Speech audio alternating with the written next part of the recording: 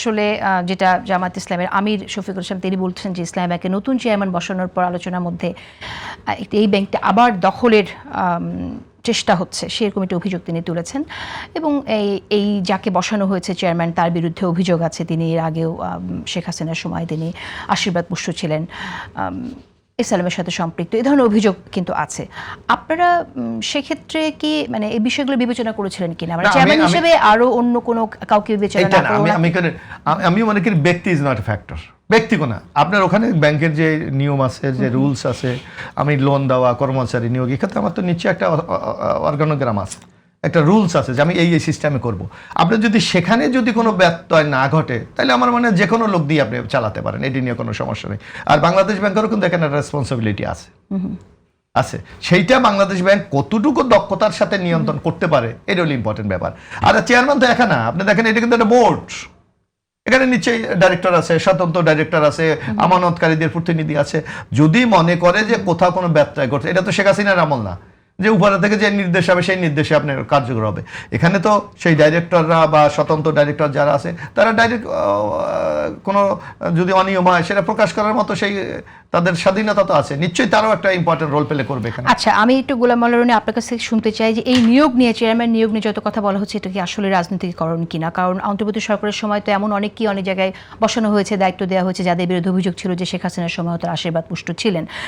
সেই জায়গা থেকে একটু শুনতে চাইছি আপনি কি বলেন। মূলত হয় কি, ইসলামী ব্যাংকের বিষয়টা জটিল হলো এখানে জনাব ইউনূসের জমানাতে এই ব্যাংকটিকে দখল করার জন্য কিন্তু ব্যাংকের সামনে গুলাগুলি পর্যন্ত হয়েছে। মনে করা হয় যে ওই যে যারা গুলাগুলি করেছিল, অর্থাৎ শেখ হাসিনার পতনের পরে যেটা স্বরাষ্ট্রমন্ত্রী বলেছেন যে আল্লাহু আকবার বলে বা লিল্লাহ তকবীর দিয়ে ইসলামী ব্যাংকটা দখল করা হয়েছে, এটা তো সত্য কথা। এবং এটা মানে উইদিন 1 ঘন্টার সময় শেখ হাসিনার পতনের পরে যদি 1 গ্লাস পানি খাওয়ার সুযোগ জামাত পেয়ে থাকে তো 1 গ্লাস পানি খেয়েছে তারপর প্রথম 1 গ্লাস পানি খাওয়ার পর যে কাজটি করেছে সেটা ইসলামী ব্যাংক দখল করার, এবং সেটা তারা অত্যন্ত ম্যাটিকুলাসলি সফলতার সাথে অনেক চমৎকারভাবে সেটা করে যেহেতু তারা এই ব্যাংকটা দীর্ঘদিন চালিয়েছে, ফলে তাদের যত রকম ইররেগুলারিটি যেগুলোর অভিযোগ করা হয়েছে এগুলো যেন সহনীয় মাত্রায় থাকে, বাইরে না আসে, ম্যাটিকুলাসলি যেন অনেক পরে এটা বুঝতে পারে কাগজগুলো, সেই কাজগুলো তারা ধীরে ধীরে করছে। ফলে দেখেন 8,000 লোককে তারা স্যাক করেছে, 8,000 লোককে স্যাক করে আবার 8,000 লোক নিয়োগ দিয়েছে, ওভাবে কিন্তু টু শব্দ হয়নি। আবার এখন তারা যে গন্ডগোল করছে, জামাত যে গন্ডগোল করছে, তারা এত ম্যাটিকুলাসলি ওয়েল ডিজাইন এই কাজগুলো করতেছে যে মুহূর্তের মধ্যে দেখেন সারা বাংলাদেশ তোলপাড় হয়ে গেছে, আজ আমরা টকশো করছি। অথচ যখন যেদিন তারা 8,000 লোকের বাদ দিল এবং নিজেদের 8,000 লোক হলো, সেই দিন বাংলাদেশে কোনো খবরই হয় নাই, যার জন্য আপনি আমি কিন্তু টকশোই করতে পারি না। তখন আলোচনা হয়েছে, হ্যাঁ হয়তো হালকা, আমি জানি না, আমি পারিনি করতে, আমার ওরকম আসেনি, বাট আমি জানছি প্রতিবাদ হয়েছিল। এখন তারা যেটা হলো যে তারা ওই সময়টাতে যেটা মানে যারা আওয়ামী লীগের জমানাতে উচ্ছেদ হয়েছিলেন তাদের সঙ্গে সঙ্গে বিএনপির কিছু লোক, তাদের সঙ্গে সঙ্গে ইসলামী ব্যাংকের ভিতর কিছু লোক সম্মিলিতভাবে ইউনূস সাহেবের জমানাতেই ওই ব্যাংকটি আবার দখলের জন্য চেষ্টা করেছে, কিন্তু জামাত সেখানে সফল হয়েছে, পারেনি। আবার এখন যেটা হলো, এই সরকার যেহেতু বিএনপি ক্ষমতায় আসছে, বিএনপি এখানে তার রাষ্ট্রশক্তি, তার এক্সিকিউটিভ পাওয়ার, তার মাসেল পাওয়ার সব কিছু ব্যবহার করে এই ব্যাংকটি এখন সেটা এসালামের হাতে দিয়ে দেওয়ার জন্য হোক, বা নিজেরা এখানে কর্তৃত্ব প্রতিষ্ঠা করার জন্য হোক, অথবা ধরুন এখানে ন্যায় বিচার একেবারে আল্লাহর আইন প্রতিষ্ঠা করার জন্য হোক, যে সারা জীবন তো জামাতি খালি বেচতে টিকিট বেচছিল, এইবার আমি সালাউদ্দিন সাহেব, আমি কি আরবি কম জানি, আমি উর্দু জানি, আরবি জানি, আমিও এবার কিছু আল্লাহর আইন প্রতিষ্ঠা করবো এবং সেটা ইসলামী ব্যাংক দিয়ে আমি বিসমিল্লাহ করলাম। এটাও হতে পারে, কেন বেচতে যাওয়ার শখ কার না আছে, একসাথে বেচতে যাবেন 70-80টা হুর, আপনার কাছে থাকবে, গেলমানও থাকবে, এটা যে কোনো মানুষেরই আকাঙ্ক্ষা হতে পারে। তো সালাউদ্দিন সাহেবেরও সেই আকাঙ্ক্ষা হতে পারে যে ঠিক আছে, অনেক পাপ হয়েছে ইসলামী ব্যাংক নিয়ে, এই কাজটা করে আমি জিহাদে কুল্লিয়া করব, এবং আমার বেহেশতে যেতেই হবে, এবং আমার আর বললাম না 70 জন বেচতে গেলে তো অটোমেটিকগুলো আসবেই। তো এরকম একটা সদিচ্ছা তার ভিতরে চলে আসতে পারে, আই ডু নট নো। আর জামাতের ঘটনা, জামাত চিন্তা করে যে এই ব্যাংকটা দিয়ে আমরা কত বেহেশতের টিকিট বিক্রি করছি, আগামীতে কত বেহেশতের টিকিট আরও বিক্রি হবে, তো এরকম 7টা বেহেশত সবই তো আমরা বাংলাদেশে পূর্ণ করে ফেলছি এই ব্যাংকটার মাধ্যমে। তো এই এখন বেহেশতের টিকিট ইতিমধ্যে যাদের কাছে বিক্রি করা হয়েছে সেই টিকিট কি আর ফেরত নেওয়া যাবে কিনা এই জন্যই তো এখানে যদি সালাউদ্দিন সাহেব এখানে যদি সফল হন, হয় যদি টিকিটগুলো ফেরত নিয়ে আসেন, তো জামাতের জন্য একটা সমস্যা হবে না। তো এটা তো আসলে ব্রেড অ্যান্ড বাটার।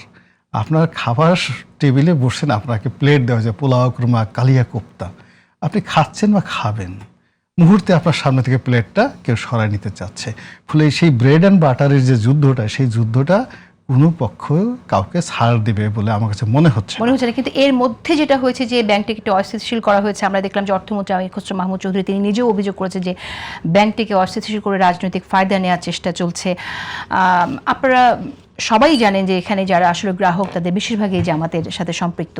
না, গ্রাহক জামাতের সাথে না, পরিচালনার সাথে কর্মকর্তা জামাতে, কিন্তু গ্রাহকদেরও অনেকে গ্রাহকদের কথাও আমরা শুনে থাকি যে অনেক যারা জামাত করেন তাদের অ্যাকাউন্ট একটা ইসলামী ব্যাংকে থাকে, সেই জায়গা থেকে গ্রাহক ফোরাম যেটা করা হয়েছে সেটাকে আসলে রাজনৈতিকরণ করা হলো কিনা এবং তাদের অনেক কি টাকা উঠিয়ে নেওয়ার কথা বলা হচ্ছে, এইভাবে আসলে একটি ব্যাংককে অস্থিতিশীল করা হচ্ছে কিনা সেটাকে আপনি কিভাবে দেখেন একটু শুনবো বিরতির পর। দর্শক সাথেই থাকুন। দর্শক আপনারা দেখছেন টাইমলাইন বাংলাদেশ। ধন্যবাদ সবাইকে আমাদের সাথে থাকার জন্য।